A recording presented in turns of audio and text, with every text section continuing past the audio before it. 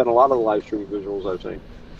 Well, with me, I'm wanting to try to keep, because I started out doing this all as a podcast, and I'm trying to keep it more themed towards a podcast kind of atmosphere. And everybody else wants to do like the whole, showing your face, being on video and stuff like that. But I like the way the old time podcasts were, where it was slideshows and stuff like that, So I try to keep it that oriented that way rather than having people on the screen. If they want to come on the screen and show their face, they can, but it's not mandatory for me.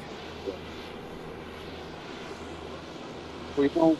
I remember a show that we did about the Bacon Shakespeare controversy, among other things, Yes. and the format on that worked really well. And that was there was like a timing. Things were timed. You only had so much time to speak and response, and everybody had turns. And I wonder why we don't do that more often. I thought that worked wonderfully. How did you feel about it? How did it work for you? Well, I'm used to doing that kind of a format, and I really do enjoy doing it. The only thing is we have to come up with like a a panel that's willing to agree to those terms, because we talk to a lot of wild and rambunctious kind of guys. That is true. So, That is true. That's right. The personal equation is always important. mhm. Now I know Mark Edworthy, he would be okay with it. Yeah, Bob Dub, I know would be. I know you would be, and then yeah, I mean, heck, well, actually, that's four people. We could easily do it. yeah. I'm sure Tan would be as well. Well, yeah, Dan, of course. And I don't know. Do you think V could restrain himself? No, V could, no, no, not V. Any Oh, anybody but V. wow. Well, I'll trust your judgment. Well, I Maybe he mean, needs a special format. he's a great guy. Don't get me wrong, but no, V would not be able to handle it. He would have some kind of a head explosion. Like he would he would probably have an aneurysm on the stream, trying to hold Well, himself back. we certainly don't want that. That's just that's not the kind of stream we want to have. No, only Mark Edworthy. I would love to see his head explode. Mark, if you're listening, I'm sure he doesn't. Oh, he already knows. It's like, yeah, we've already come close two or three Well, times. I was going to say it's not for one of you trying sometimes. Yeah, yeah. I like to come to the poor guy's events once in a while. I'll tell Uh, you. it's such an unfair though. I mean, really, we shouldn't get into this on this show. The whole colonial versus the monarchy kind of uh, the the unfortunate incident in 1776. Yeah. Well, I mean, with me and him, I think it's more of both me and him enjoy that. You know what I mean? It's like it wouldn't be the same if we didn't like take pot shots at each other in our countries. You Yeah. know, you know what I mean? Like he's the same way as I am on that. At least I'm pretty sure he is. It's fun to do. Yeah. Yeah. And friends can talk to each other in ways that non-friends or people outside just would not understand. Yeah. Oh no, this is gonna be. And you can go into some circles, and I used to hang out with a lot of heavy metal guys, and they were actually a really warm, companionable crowd. But some of the language, if you didn't know, you know, they Yeah. would use expletives. We're keeping it clean on this show, folks. That you can all imagine because everybody's heard them. Um, but they meant them in the most loving way. And so, yeah, yeah. And that's one of the interesting things about communication. There's so much more to it than just words, Yeah. which is one of the problems with AI, because AI is just limited to just words. I would be fine with AI if they could use cuss words. You know what I mean? And I mean that would make him seem a little bit more human. But I think that like it's the censoring that goes on within the AI too that really um, it doesn't feel authentic. You know what I mean? Right. Well, So, one of the things that I always felt it's one of the things I didn't like about AI or LLMs or whatever, all these machines that talk to you is that they're just invariably polite. Even the ones on the phone, hello, how are you? Please make this selection. Please listen carefully, all this stuff. So I complained. I said I would want one of these things that would be grumpy. Something I'd say, hey, what's this? Like, what the fuck are you bothering me for? So we'll edit out that word. But hey, screw you, buddy. I'm busy. It's just something that would be grumpy at you once in a while. And apparently there is such a thing. Mike has something I can write into the AI. He gave me that a long time ago. I've never had the courage to use it. Maybe I'll try that and just see what kind of a grumpy AI would come out. I don't know if it would actually cuss, but it might. yeah, no, they have AIs that they've broke, and then like there are some that have been actually created from scratch. You know what I mean? I tell people that if they don't like the chat boxes, and they're against that stuff, learn how to make your own. I mean, they're actually teaching people for free how to do it on the internet. Cool. You know? Well, of course, Minds Gaming created that artificial intelligence. A couple of them, in fact, were LLMs. Um, Boti created something called Boti, Yeah. which had some, it was very primitive, but it was also very illustrative. And I remember talking to him and Satori about this at the time. We had a couple of very interesting conversations about, oh, I'm going to get it all wrong because it was long ago and I don't really understand it, but node clusters and basically the way they cluster certain groups of words together Yeah. that they associate with other words. And this is somehow a key component of their architecture. So if you could influence that, it would just be would create. I don't. Well, after that, it all gets a little fuzzy for me. So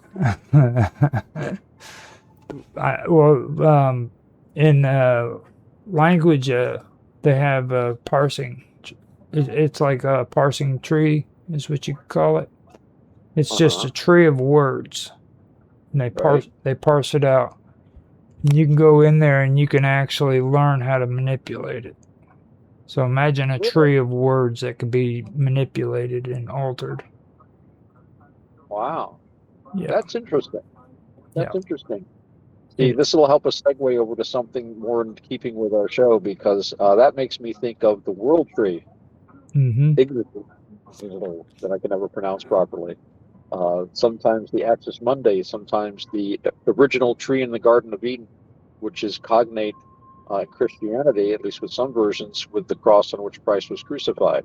And according to some traditions, that right there, where that cross was where the tree was originally, Mm-hmm. before the garden was removed from the earthly plane. So, yeah, but of course, in our time, this tree is composed of language, and language is what these AI are all about. Did you see that article, Roger, about some people are starting artificial intelligence based churches? I actually have heard about it. I haven't dove into too much of it. I've seen a video of it a little while back, and I don't know. Maybe I'll check into it. I've checked into a lot of weirder stuff. You know what I mean? But so it I, was I kind of. don't, No, sorry. I don't know. I'm just saying I don't know much about it myself, but what was your first reaction? I was a little bit alarmed by it because I'd been doing research on AI previously. I've actually been researching it now for about a year and a half, and Right. getting really into it, and I found it kind of alarming because like people really don't know the effects of what AI does to the human brain. Like whenever you're sitting in front of the computer talking to a chat box or you're communicating with Sirius,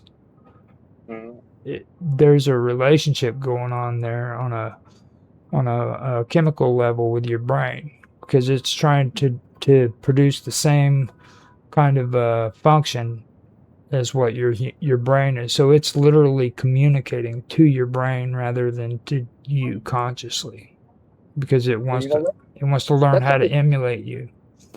That's a good point. I hadn't thought of that, but um, language and words are thought, right, of a nature, Mm-hmm. and when you're having a conversation with these things, it is going to be shaping your brain chemistry, and Yep. that's going to shape your brain, maybe even permanent structures in it if you are in the influence of this.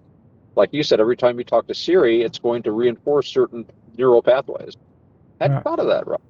Gary. Mm-hmm. And like Huh? the bad part about it is it's like these programs are set up to tell you everything you want to hear. They're there to cater to your needs, and when they say something that upsets you, you can tell them to stop doing it, and they'll stop doing it. Right. So not only is it messing with your neural pathways, but it's also telling you everything that you want to hear. You know, I just had this vision. Maybe we can make it into a dystopian science fiction story. Mm-hmm. But I, there are people that really want to talk to God. And there are people that would just all they care about is have their brains be, grooved that way. So if they instructed an LLM, an AI, to behave like God and talk to them as God, and then they just sat there and, like you're saying, just absorbed this way of thinking from it, and we've all seen examples of how people surrender their own agency to these machines, and it can have very, very bad repercussions for people. Um, and that's not to say they can't be a useful tool for people that are very aware, but it is so uncontrolled right now. So yeah, I could see people who would deliberately want to create a religion where they would get to talk to God and you surrender all necessity for worrying about answers. And the longer that you grooved on that, you know, the deeper the grooves would get. These are not groovy grooves either.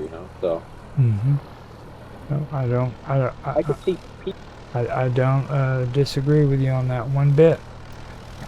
And the thing